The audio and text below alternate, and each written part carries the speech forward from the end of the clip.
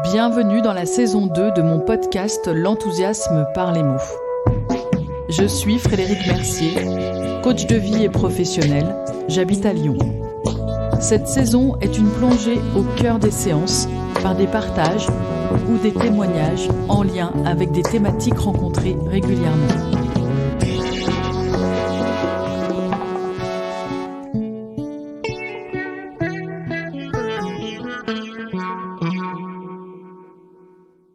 Je vous partage dans ce podcast, au cœur d'une séance, mon expérience de la thématique « Dépasser sa peur du jugement ». C'est un thème récurrent. Déjà, car si cette peur n'était pas présente, la plupart de mes séances n'auraient pas lieu. Les personnes que j'accompagne viennent chercher un soutien face à ce jugement qui est parfois si douloureux. Cette peur est alors un frein à la réalisation, au changement. Elle est d'ailleurs souvent en lien avec la peur de l'échec, notamment sur un choix professionnel, mais même amoureux. C'est comme une double contrainte. Je vais être jugé et je vais échouer. Comment trouver la force ainsi de dépasser le jugement ? Surtout si je sais que celui-ci me fait souffrir, me fait me sentir nul, incompétent, incompétente ou incapable et qu'il me rappelle que j'ai déjà fait des erreurs. Ce jugement, c'est parfois une extrême prudence de l'entourage. Vous avez déjà raté, une protection ou tout simplement une méconnaissance. Comment je l'aborde en rendez-vous individuel ? Soit elle est exprimée clairement, soit elle est cachée derrière une liste de désavantages de la nouvelle situation. Il est important, par le questionnement, de la repérer.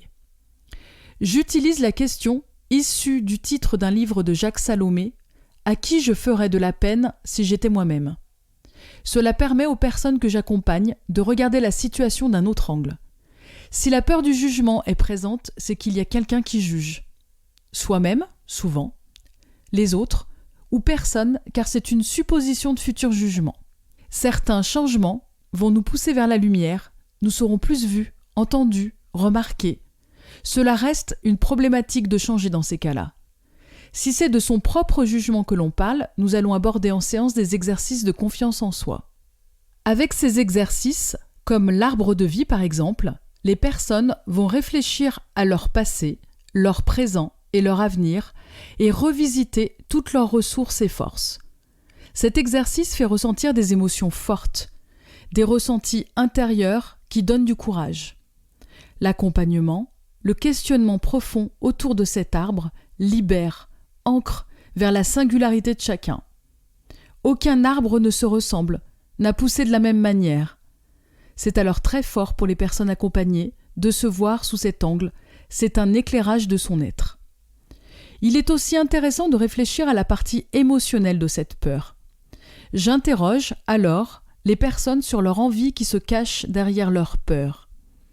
Quelle est la fonction principale de la peur ? Celle de protéger d'un danger. Plutôt que de parler ensemble de la peur, nous allons parler de l'envie. Et on remplace chaque phrase en lien avec la peur par une envie. Les personnes que j'accompagne se retrouvent parfois face à leur propre auto-sabordage. On retravaillera ensemble ici les besoins face à cette peur. Être rassuré par exemple. Comment la personne que j'accompagne peut se renseigner, écrire son projet pour plus de réalisme, questionner. Si c'est une problématique relationnelle, amoureuse, comment favoriser la communication avec l'autre ? Pour être sain dans sa communication, dans ses choix, cela passe bien évidemment par soi. Si j'aime ce nouveau projet ou ce changement que je veux opérer chez moi, si je suis sûre que cela me rapprochera le plus possible de moi, si c'est un choix qui me permet de me sentir mieux, plus équilibré, je pense notamment à des situations professionnelles douloureuses mais sécuritaires. Les autres le sentiront et ne pourront pas interférer. Et parfois, s'ils le font, c'est que cela a un lien avec eux et leur propre choix ou la relation que vous avez ensemble.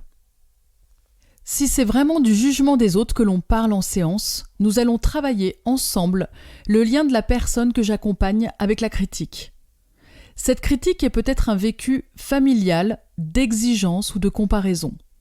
Soit la personne que j'accompagne est en suivi psychologique, soit si ce n'est pas le cas, je lui propose aussi, en parallèle, d'aller analyser cette question.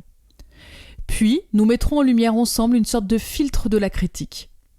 N'oublions pas que notre société actuelle et les réseaux sociaux sont un miroir quotidien à la critique.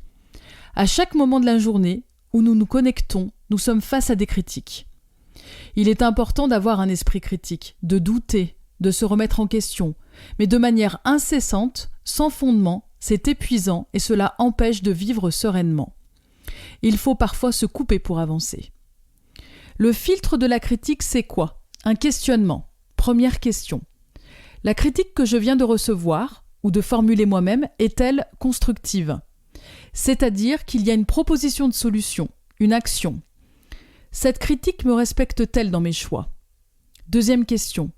Là où les personnes qui formulent cette critique sont-elles compétentes sur le sujet abordé ?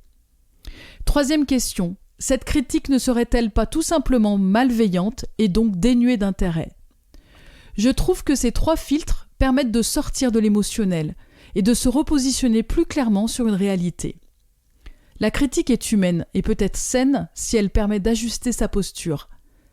C'est ce que l'on appelle notre partie aveugle, celle que l'on ne peut pas voir, nos angles morts.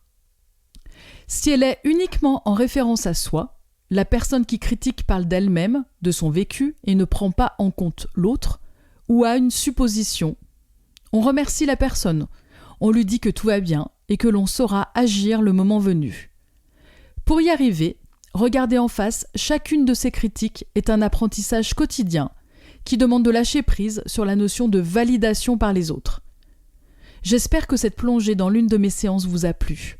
Merci beaucoup pour votre écoute, je vous embrasse.